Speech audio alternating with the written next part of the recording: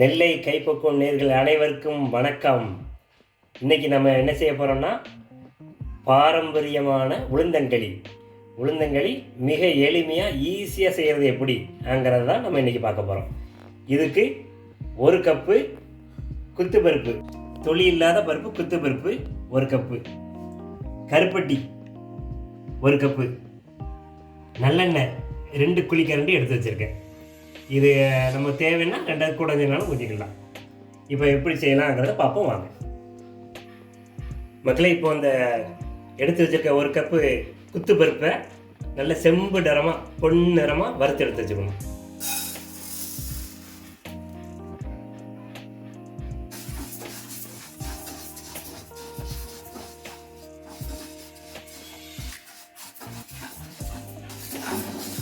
மக்களே இந்த அளவுக்கு செம்பு நிறமாக வந்தால் போதும்.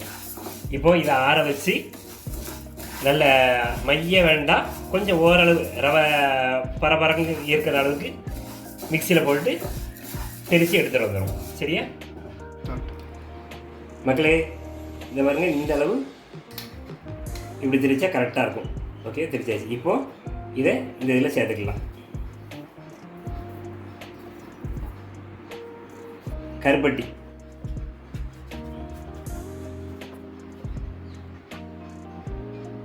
அப்புறம் எண்ணெய். இது வந்து நம்ம வித்தியாசமான முறையில் தான் செய்ய போகிறோம். இதெல்லாம் பாகு எடுத்து இதுதான் ஊற்றுவாங்க. இது எல்லாமே போட்டு நம்ம விரவ போகிறோம். இப்போ தண்ணி ஊற்றிட்டு இப்படி வச்சு இப்படி கலக்கியாச்சுன்னா கட்டி தட்டாமல் அவால் அழகாக வரும்.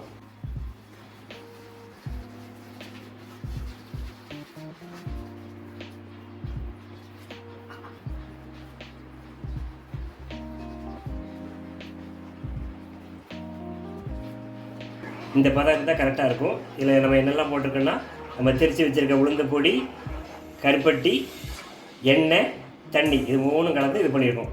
இப்போ தான் நான் அடுப்புலேயே தூக்கி வைக்க, அடுப்பை சிம்மில் வச்சு அப்படி கிண்டிகிட்டே இருந்தால் கரெக்டாக அழகாக ரெடி ஆகிடும். உங்களுக்கு ரொம்ப நேரம் ஆகாது. இது செய்யறதுக்கு 5 நிமிஷம் தான். பொடியெல்லாம் திரித்து ரெடியாக வச்சுருந்தோம்னா 5 நிமிஷத்தில் உடனே கழுவி கட்டிடலாம்.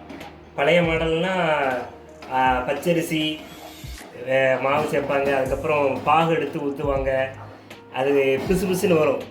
இது கிண்டி நீங்கள் சாப்பிட்டு பாருங்களேன், கையில் ஒட்டவே ஒட்டாது. அப்படி அல்வா மாதிரி, பால்கோவா மாதிரி அப்படி திரண்டு அழகாக வரும். சிம்மிலேயே வச்சு கிண்டிகிட்டே இருக்க வேண்டியதான் மக்களே. இந்த ஜோராக அம்புடி இறுகி நமக்கு உளுந்தங்களி பிரமாதமாக ரெடி ஆகிட்டு பாருங்க. இது ஒட்டவே ஒட்டாது.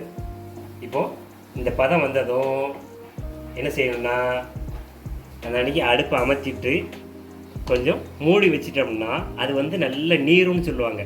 அதுலேயே அந்த வெக்கையிலே இருந்து நீர்னதுக்கு ஒரு 10 நிமிஷம் அப்படி விட்டாச்சுன்னா அதுக்கப்புறம் எடுத்து நம்ம உருண்டை பண்ணி சாப்பிடலாம்.